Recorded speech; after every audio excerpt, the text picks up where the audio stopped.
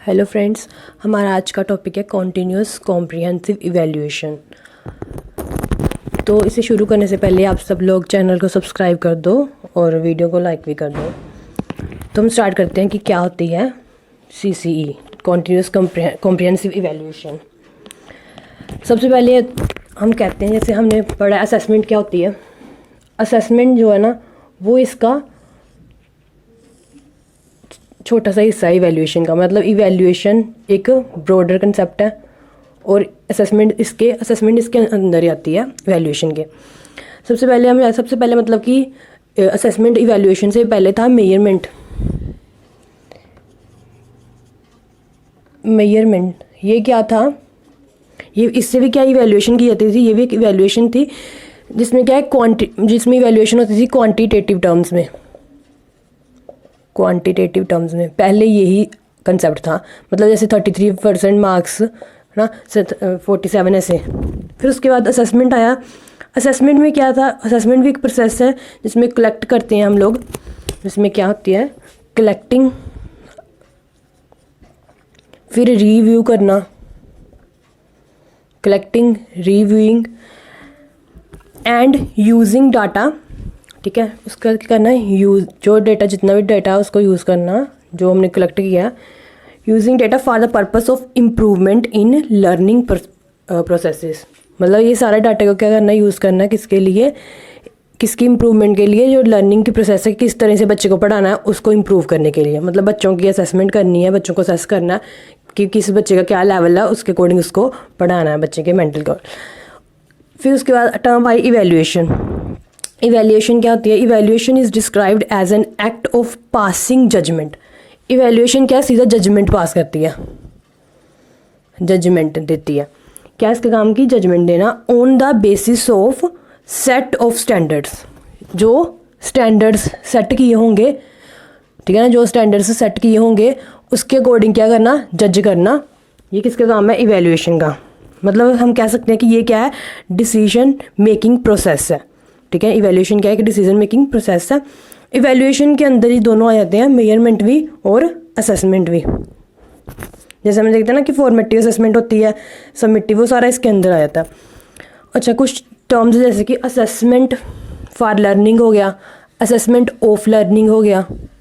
इनका क्या मतलब होता है? असेसमेंट फॉर लर्निंग होती है जो ड्यूरिंग इंस्ट्रक्शन होती है। असेसमेंट फॉर लर्निंग मतलब ड्यूरिंग इंस्ट्रक्शन, जब टीचर इंस्ट्रक्शन दे रहा है, समझा रहा है, उस टाइम पे जो असेसमेंट की जाती है। मतलब जब प्रोसेस हो रही है तो वो कौन सी असेसमेंट होती है? फॉर वाली। उसके बाद assessment of learning. Assessment of learning, of, अब ऐसे चलो कि ऑफ हो गया मतलब ख़त्म हो गया वो लर्निंग, वो असेसमेंट जो क्या है? आफ्टर इंस्ट्रक्शन होती है।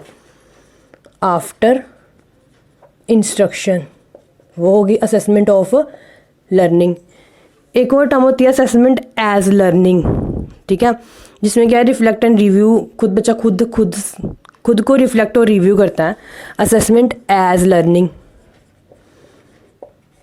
भी होती है एक। उसमें मतलब सेल्फ एनालिसिस करना बच्चे ने खुद। Student became aware of their own learning. ठीक है, मतलब बच्चा क्या अवेयर होता है खुद की ऑन लर्निंग। मतलब खुद को क्या करना है? एनालिसिस करना है, रिफ्लेक्ट करना है, रिव्यू करना है खुद को ही। उसके बाद वैसे असेसमेंट और इवैल्यूएशन में डिफरेंस क्या है वो बता देती हूँ। बेसिक अगर डिफरेंस देखने हो असेसमेंट और इवैल्यूएशन में क्या है। असेसमेंट जैसे बताया इवैल्यूएशन का ही पार्ट है एक छोटा सा असेसमेंट। असेसमेंट में क्या होता है? It provide feedback on performance and area of improvement. ये हमें क्या कहते हैं? फीडबैक देती है कौन कौन से एरियाज़ में इम्प्रूवमेंट की ज़रूरत है। ठीक है, बताती है कि ये वाले एरिया है इम्प्रूवमेंट के। जो इवैल्यूएशन है वे क्या है? Determine the extent to which objectives are achieved. मतलब ये बताती है कि किस लेवल तक हमने मतलब कोई चीज़ सेट की है वो हम मतलब अचीव कर चुके हैं। ठीक है, कितना लेवल है, मतलब सीधा एंड पॉइंट तक। इसके बाद ये क्या है? Diagnostic in nature. मतलब ये क्या है? किसी चीज़ का पता लगाते हैं कि कहाँ प्रॉब्लम कहाँ पे है। ठीक है, डायग्नोस करती है। और वो क्या है? Judgmental in nature. उसका काम ये क्या है? सिर्फ जज करना, सीधा रिजल्ट पे आना कि हाँ क्या जज करना कि कौन सी चीज़ हुई है कौन सी नहीं हुई। ठीक है, जजमेंटल इवैल्यूएशन। उसका ये क्या है?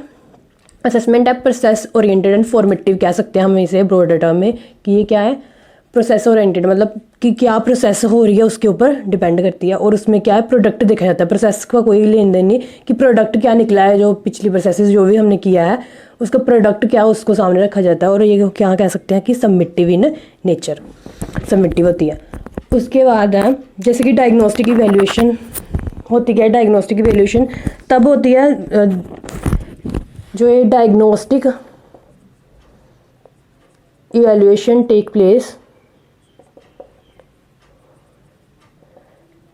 Evaluation take place at the end of the unit या टर्म की एंड में, या किसी यूनिट चैप्टर के टर्म के एंड में होती है, ठीक है। और जो कारण है पुअर परफॉर्मेंस का कुछ यूनिट्स में, वो क्या डायग्नोस किए जाते हैं यूजिंग, किसको यूज़ करके, डायग्नोस्टिक टेस्ट को,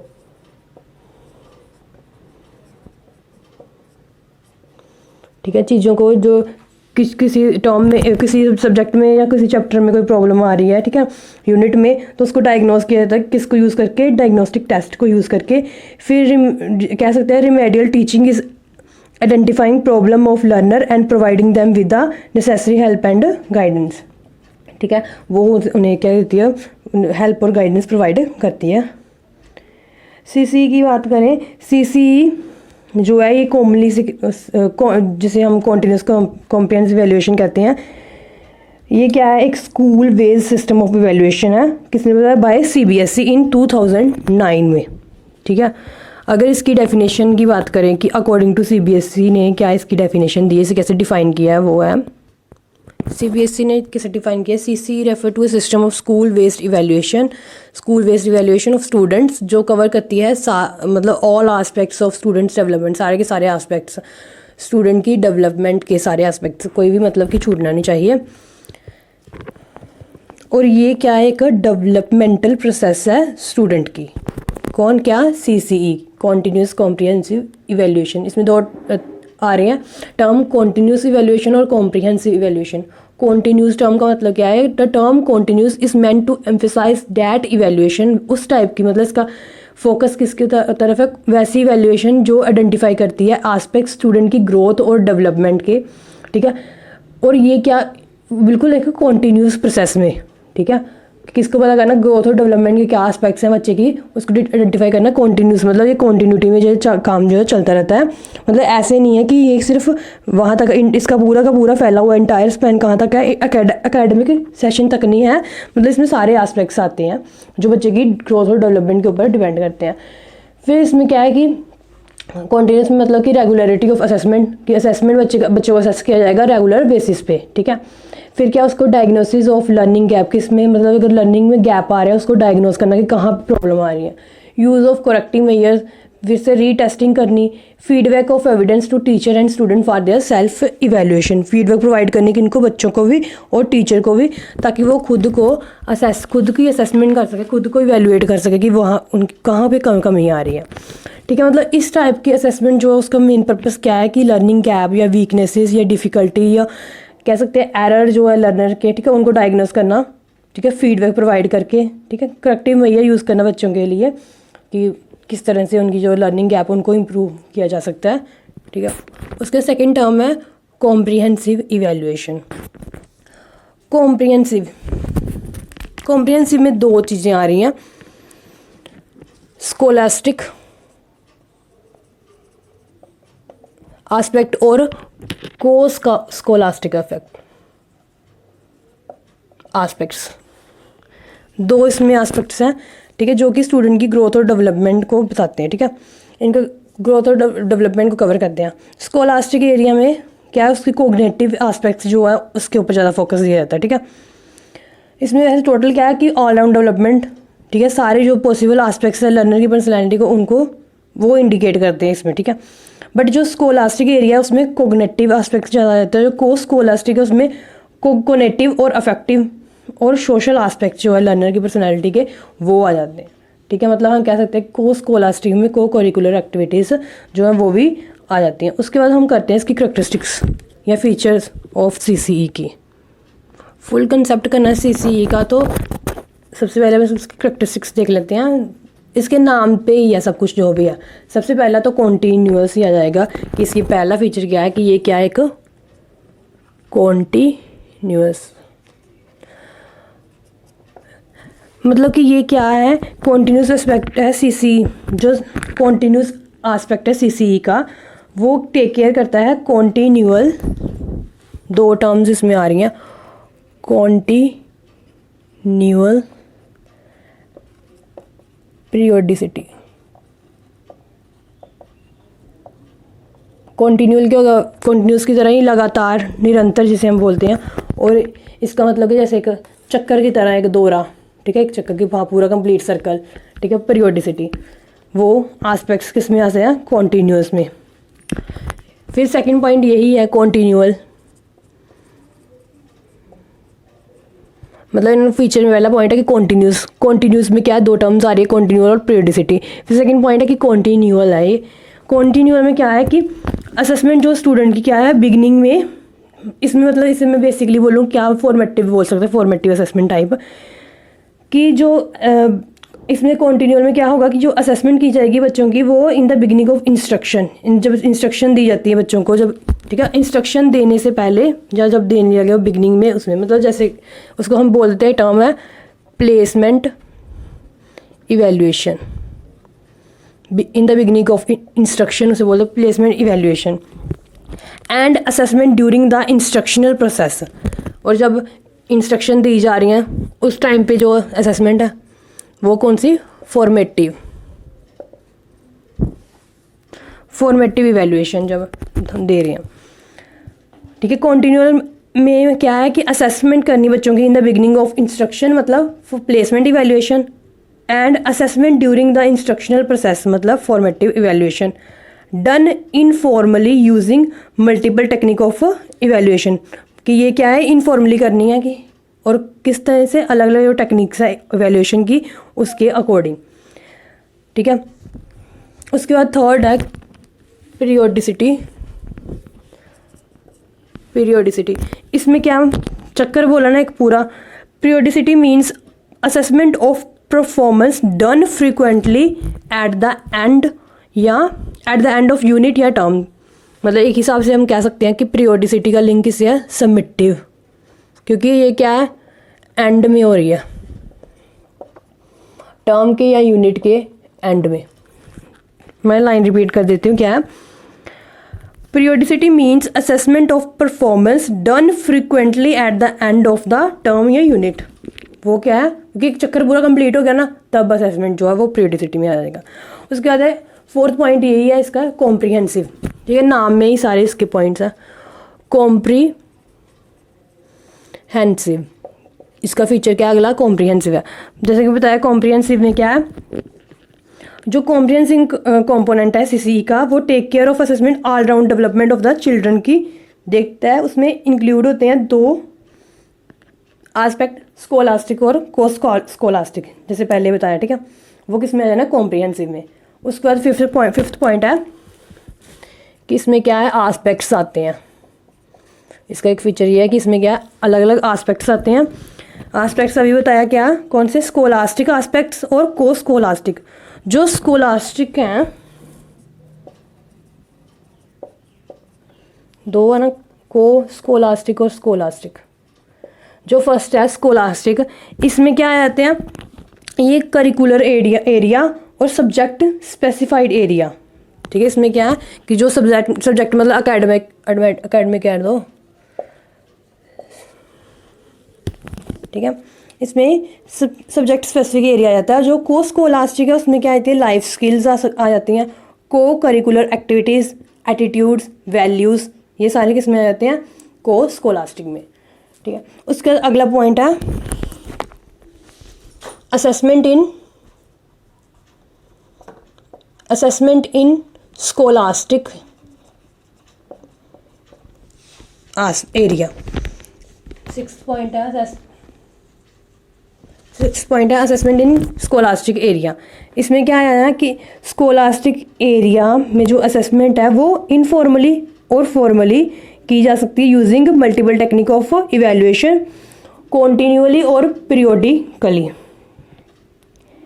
इसमें ये क्या होता है, ये जो डायग्नोस्टिक इवैल्यूएशन है take place at the end of the term, ठीक है, जो देखी जाती है प्रॉब्लम वो कहाँ पे, एंड में, प्रॉब्लम एंड में देखी जाती है। जो पुअर परफॉर्मेंसेस हैं वो क्या है, डायग्नोस की जाती है डायग्नोस्टिक टेस्ट के हिसाब से। मतलब कि अगर हम बोल लें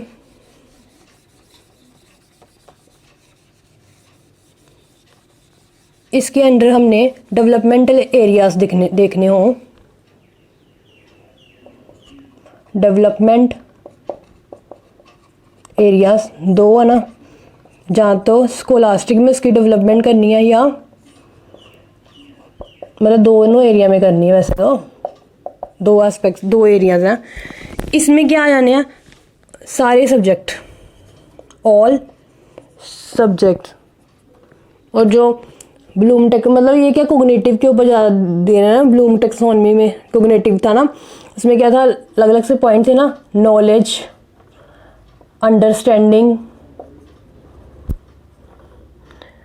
अप्लाइंग, एनालाइजिंग, फिर उसके बाद इवेल्युएट करना, फिर क्रिएट करनी चीज़ नई कोई, ये सारे आ जाएंगे इसमें। और कोर्स स्कोलास्टिक में क्या कौन कौन से मतलब अलग अलग टेक्निक्स इसमें यूज़ हो रहे हैं, लाइफ स्किल्स, पीछे बताया लाइफ स्किल्स होंगी, एटीट्यूड, वर्क एजुकेशन, इसके अलावा विजुअल एंड परफॉर्मिंग आर्ट्स हो जाएंगे। और कौन सी चीज़ जा सकती हैं, एक्टिविटीज़, फिजिकल हेल्थ, एटीट्यूड और वैल्यूज़। कोर्स स्कोलास्टिक में आ गई activities, physical health, life skills, work education, attitudes और वैल्यूज़। उसके बाद है ये स्कोलास्टिक वाले में था ना असेसमेंट इन स्कोलास्टिक, उसी तरह सेकंड है कि इसके बाद है 7 पॉइंट के assessment in course scholastic area. तो कोर्स स्कोलास्टिक एरिया में क्या आएगा, यहाँ पे लाइफ स्किल्स जो होती हैं ऊपर, जो ये बताया ऊपर, ये वाला सारा किस में आ जाएगा, assessment in course scholastic areas में। उसके बाद नेक्स्ट है uses variety of tools. CCE में क्या होती है, इसका एक फीचर ये है कि ये क्या यूज़ करता है, वेराइटी ऑफ टूल्स।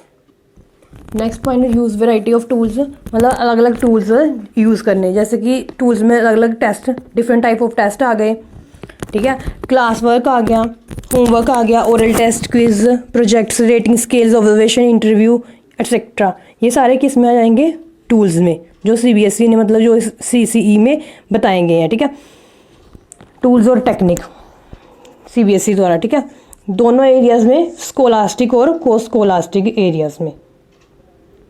और इसने इनफैक्ट सीबीएसई ने ये टूल्स किसके लिए दिए हैं कि बच्चे की हर एक जो एस्पेक्ट है ना पर्सनैलिटी का, उसे असेस किया जा सके, ठीक है। उसका नेक्स्ट है फ्लेक्सिबिलिटी।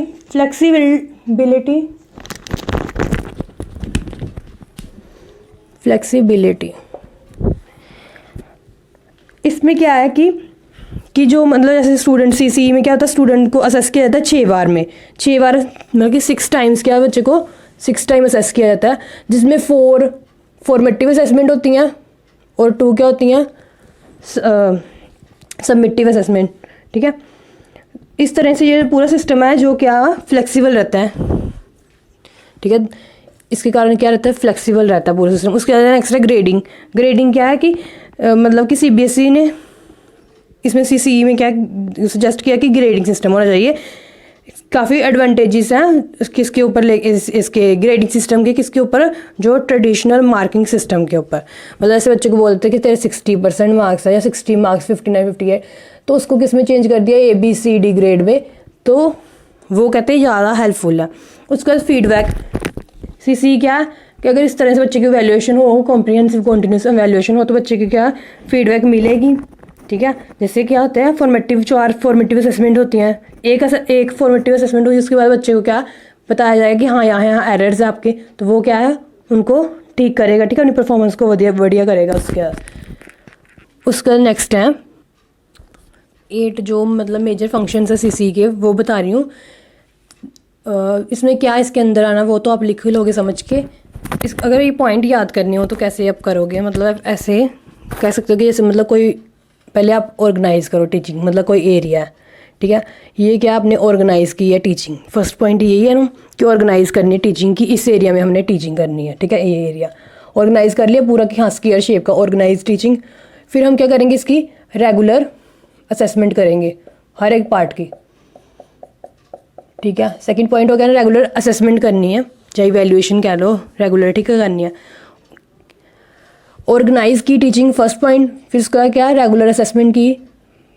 पहले हमने क्या कि जब हमने असेसमेंट की तो हमने डायग्नोज किया, कोई एक पॉइंट पे डायग्नोज किया, ठीक है। आइडेंटिफिकेशन की कि है क्या प्रॉब्लम है, डायग्नोज किया, ठीक है, आइडेंटिफाई कर लिया। और इसके आइडेंटिफाई करने के बाद हम क्या करेंगे, इसके ऊपर कोई डिसीजन लेंगे कि क्या करना है, ठीक है, मेकिंग डिसीजन, ठीक है। फिर उसका हमने जब डिसीजन लिया तो हमने एक पूरी रिपोर्ट तैयार की, ठीक है, रिपोर्ट प्रोग्रेस, रिपोर्ट तैयार करके हमने फीडबैक प्रोवाइड कर दी। ये सिर्फ पॉइंट्स को रिमेंबर करने के लिए मैं बस ऐसे थोड़ा ट्रिक बता रही हूँ कि पहले क्या है कि ऑर्गेनाइज कर ली टीचिंग पूरी, फर्स्ट पॉइंट हो गया। स्क्वायर शेप में रेक्टेंगल शेप में हमने किया, ठीक है, ऑर्गेनाइज कर ली टीचिंग। फिर ये क्या है कि रेगुलर असेसमेंट, रेगुलर असेसमेंट फिर एक पॉइंट पे हमने क्या करना कि डायग्नोज कर लिया कि हाँ यहाँ पे, डायग्नोज करने के बाद हमने क्या किया, आइडेंटिफिकेशन की कि हाँ क्या चीज़ है यहाँ पे, ठीक है। फिर हमने क्या है उसकी पूरी रिपोर्ट, सॉरी डिसीजन ले लिया कि इसमें कुछ है, ठीक है, जो जो हमने चीज़ें उसकी रिपोर्ट तैयार की कि क्या क्या डिसीजन लिया हमने। रिपोर्ट तैयार करने के बाद हमने उसको फीडबैक प्रोवाइड कर दी, ये पॉइंट से बस ऐसे मतलब याद करने के लिए थोड़ी सी ट्रिक बना दी कि फंक्शंस क्या होंगे सीसीई के। मे बी आपको भूलेगा नहीं अब फंक्शन सीसीई के दिमाग में होंगे। अब है क्या इनके अंडर, फर्स्ट है ऑर्गेनाइज टीचिंग। ऑर्गेनाइज मतलब ये क्या हेल्प करता है टीचर का ऑर्गेनाइज करने के लिए इफेक्टिव टीचिंग स्ट्रेटजीज, कि वो कैसे कैसे अपनी प्लान्स तैयार करे टीचर। कोई भी टॉपिक बच्चे को पढ़ाना है तो उसके लिए उसकी स्ट्रेटजीज क्या होंगी, ठीक है, इफेक्टिव स्ट्रेटजीज क्या होंगी, उसमें किस में आएंगे, ऑर्गेनाइज टीचिंग में। फिर उसके बाद क्या है रेगुलर असेसमेंट। सिंपली जो कॉन्टीन्यूस इवैल्यूएशन है उसमें क्या रेगुलर असेसमेंट होती हैं बच्चे की हर एक, चाहे वो स्कोलास्टिक हो चाहे को स्कोलास्टिक एरिया हो, हर चीज़ में अचीवमेंट उसकी देखी जाती हैं। उसका थर्ड पॉइंट है डायग्नोज करना। डायग्नोज में कॉन्टीन्यूस इवैल्यूएशन जो है वो क्या है, serve to diagnose weaknesses and permit the teacher to ascertain and individual. मतलब बच्चे की क्या है, बच्चे को डायग्नोज करना कि कहाँ कहाँ पे उसकी प्रॉब्लम आ रही है, ठीक है। मतलब कि इंडिविजुअल की जो स्ट्रेंथ है उसको देखना और उसकी वीकनेसेस को देखना, उसकी नीड्स को देखना, ठीक है। जो उसकी स्ट्रेंथ है उसको और आगे करना, जो वीकनेसेस उसको देखना, डायग्नोज करना कि कहाँ कहाँ पे कमी आ रही है और किस तरह तरीके से कोई स्ट्रेटेजी तैयार की जाए। उसका फोर्थ पॉइंट है फीडबैक। कॉन्टीन्यूस इवैल्यूएशन में क्या है कि चिल्ड्रन जो है वो अपनी उनको स्ट्रेंथ का पता होता है। फीडबैक में क्या है, जब सीसीई में जब हम फीडबैक प्रोवाइड करते हैं तो बच्चों को अपनी स्ट्रेंथ और वीकनेसेस पता चल जाती है बच्चों को, ठीक है। और ये बच्चों को क्या है, एक रियलिस्टिक सेल्फ असेसमेंट करने के लिए कहता है कि कैसे और किस तरह से वो बच्चा पढ़े, ठीक है, कैसे वो मोटिवेट हो और कैसे डेवलप करे good habits of teaching, reading या स्टडी करने की गुड हैबिट्स, या अपने करेक्ट करे अपने एरर्स को, ठीक है। वो सारा क्या है फीडबैक्स में आ जाएगा, मतलब उसको फीडबैक प्रोवाइड करनी। आइडेंटिफिकेशन क्या है, जो सीसीई है वो आइडेंटिफाई करती है area of aptitude and interest. दोनों एरिया एप्टीट्यूड और इंटरेस्ट, बच्चे की कहाँ पे बच्चे का इंटरेस्ट है उसको वो क्या है आइडेंटिफाई करती है। और ये आइडेंटिफाई करती है कि कहाँ बच्चे के एटीट्यूड में चेंज आ रहा है और क्या बच्चे की वैल्यू सिस्टम्स है, ठीक है। आइडेंटिफिकेशन का काम ही क्या है कि आइडेंटिफाई करना कि कौन सी चीज़ बढ़िया कौन सी नहीं। उसका हेल्प इन मेकिंग डिसीजन, कल को बच्चे को किस चीज़ में इंटरेस्ट है, ठीक है, फ्यूचर डिसीजन जो लेने हैं रिगार्डिंग चॉइस ऑफ सब्जेक्ट या कोर्स या करियर्स, उसमें ये क्या है सीसीई हेल्पफुल होती है। उसके बाद क्या है रिपोर्ट प्रोग्रेस, मतलब इंफॉर्मेशन या रिपोर्ट बताती है बच्चे की मतलब प्रोग्रेस ऑफ स्टूडेंट की प्रोग्रेस की रिपोर्ट बताती है किस एरिया में, दोनों एरिया में, स्कोलास्टिक और स्कोलास्टिक एरिया में, जो कि हेल्प करेगा बच्चे की प्रेडिक्ट करने में future success of the learner. कुछ फंक्शन डिस्कस कर सकते हैं हम, फंक्शन तो कर लिए इंपॉर्टेंस सीसीई की, स्क्रीनशॉट आप ले सकते हैं इसकी इंपॉर्टेंस क्या है सीसीई की। सबसे पहला है कि इनकरेज करता है the learning of students bye including new teaching techniques, नई टीचिंग टेक्निक्स को इंक्लूड करता है इसमें, और मेथड्स भी इसमें इंक्लूड है नए, ठीक है। इससे क्या है लर्निंग बच्चे की इनकरेज होगी। फिर उसका इंपॉर्टेंस और अगली क्या है कि एक्सप्लोर करता है learning needs as well as potential of the student के पोटेंशियल को और उसकी लर्निंग नीड्स को एक्सप्लोर करता है identify continuous learning progress of student on a smaller content portion on regular basis. Regular basis पे क्या होती है, आइडेंटिफाई करता है बच्चे की। उसके बाद है recognise as well as deal. Recognise भी करता है और डील भी करता है, ठीक है। रिकोगनाइज और deal with certain needs of those students who are not academically sound, जो इतने इंटेलिजेंट नहीं है स्टडीज़ में, इतने मतलब नहीं अच्छे बढ़िया, उनकी क्या है, उनकी नीड्स जो है उनके साथ ये डील भी करता है और उनको रिकोगनाइज भी करता है कि क्या क्या है। फिर उसके बाद encourage student to participate in extra curricular activities instead of focusing largely on academics. मतलब बच्चों का कहता है कि सिर्फ उन्हीं सब्जेक्ट जो मैटर है उनके ऊपर ही नहीं फोकस करना, आप एक्स्ट्रा करिकुलर एक्टिविटीज़ में भी पार्टिसिपेट करो। उसके बाद मतलब ये हम कह सकते हैं कि CCE क्या है, led to holistic education which call for overall student development on various aspects. इसमें क्या है कि बच्चे की ओवरऑल डेवलपमेंट की बात की जाती है CCE में, ठीक है। पॉइंट मैं फिर से रिपीट कर देती हूँ। CCE led to holistic education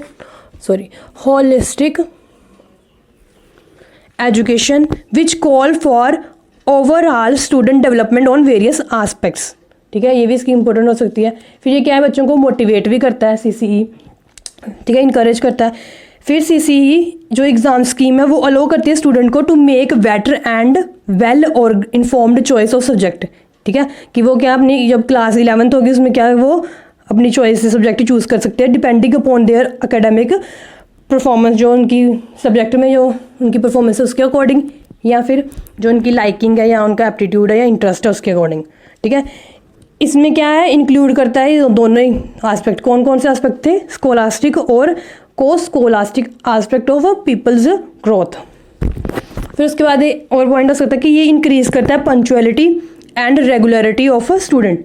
किस तरह से पंक्चुअलिटी और रेगुलरिटी बच्चों को रेगुलर असेस करके। उसके बाद it provide motivation to the students to work thoroughly with consistency without wasting time, ठीक है। ये मोटिवेट करता है कि बिना टाइम वेस्ट करके बच्चा क्या अपना काम निरंतर लगातार करता रहे, ठीक है। इसमें पूरा वीडियो में हमने पूरा कंसेप्ट पढ़ लिया। कॉन्टिन्यूस कॉम्प्रिहेंसिव इवैल्यूएशन क्या होती है, कॉन्टिन्यूस का क्या मतलब है, कॉम्प्रिहेंसिव का क्या मतलब है, असेसमेंट और इवैल्यूएशन में क्या डिफरेंस है, इसके फंक्शंस क्या थे, इसकी इंपॉर्टेंस क्या है, वो कर लिया। अब नेक्स्ट वीडियो में हम इसकी टेक्निक्स, CCE की टेक्निक्स और वेटेज डिस्ट्रीब्यूशन देखेंगे।